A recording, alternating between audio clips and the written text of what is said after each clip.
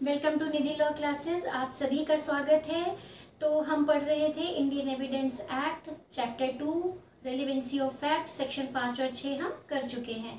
अब हम आते हैं सेक्शन 7 के ऊपर और फिर आएंगे सेक्शन 8 के ऊपर।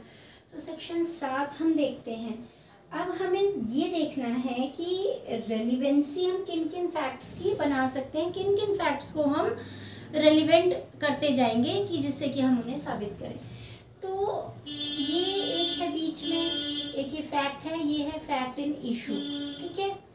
और ये कुछ बहुत होंगे रेलिवेंट फैक्ट्स हैं, ठीक है। और फैक्ट इन इशू भी और हो सकते हैं। Fact in issue relevant facts हैं, ठीक है।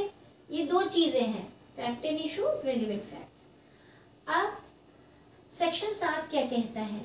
सेक्शन 7 ये कहता है कि कोई ऐसे फैक्ट्स हों, ये फैक्ट्स हों जो कि क्या करें, अवसर दे, ओकेशन दे, ओकेशन दे, ठीक है। या फिर ये कॉज बने। भाई किसको अवसर दे और किसका कॉज बने? अवसर दे कि फैक्ट इन इशू हो सके या रेलिवेंट फैक्ट्स हो सके, तब ये फैक्ट भी रेलिवेंट बन जाएगा, ठीक है।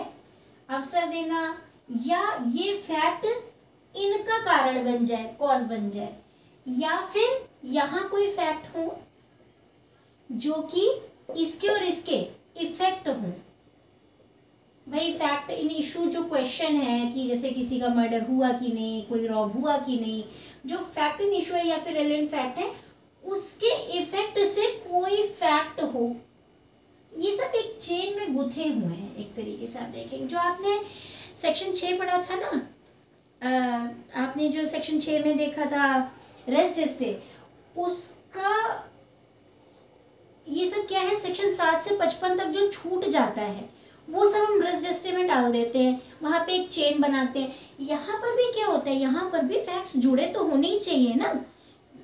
एक दूसरे से जुड़े नहीं होंगे तो वो रेलिवेंसी कहाँ से आएगी, कैसे हम उन्हें रेलिवेंट कहेंगे? रेलिवेंट होने का मतलब भी कि वो जुड़े हुए हैं, ठीक है। जहां पर हम किसी सेक्शन में पर्टिकुलरली नहीं रख पाते लेकिन वो जुड़े हुए होते हैं तो फिर हम सेक्शन 6 में रखते थे, ठीक है।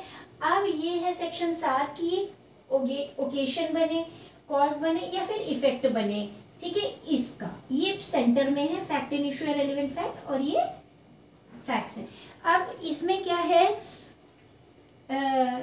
इसके 3 एग्जांपल्स दिए हुए हैं, इलस्ट्रेशंस, वो देखना बहुत जरूरी है। पहला इलस्ट्रेशन है कि क्या ए ने बी को रॉब किया, ए ने क्या बी को रॉब किया।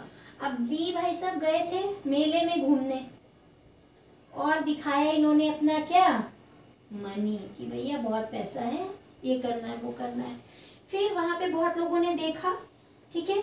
अब ये जो इन्होंने शो ऑफ किया, ये ओकेशन बन सकता है ना इनके रॉब होने का। रॉब होना क्या है, रॉब होना है फैक्ट इन इशू, ठीक है।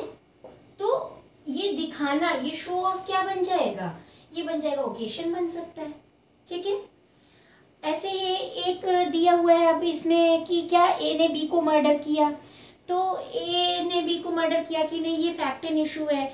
तो जो मारपीट के दौरान हाथापाई हुई, जो जमीन पे निशान बने घसीटने के या खून के या कुछ चीजें गिरने के, टूटने के, वो सब निशान, वो सब चीजें जो शो कर रही हैं, वो क्या है, वो इफेक्ट है।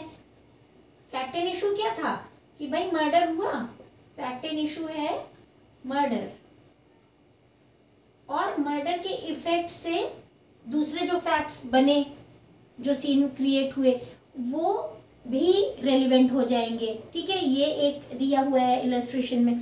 फिर एक इलस्ट्रेशन में दिया हुआ है क्या कि ए ने बी को पॉइजन किया।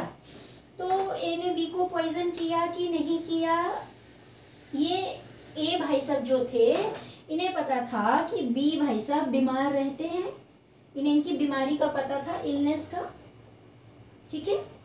तो इन्होंने क्या किया, इन्होंने कहा मैं ऐसा जहर देता हूं जिससे कि पता ही नहीं चले कि जहर के सिम्टम थे जब मरे कि इनकी बीमारी के सिम्टम थे।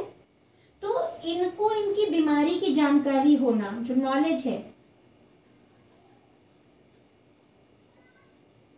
वो क्या देती है, अवसर देती है किस किस चीज का अवसर देती है?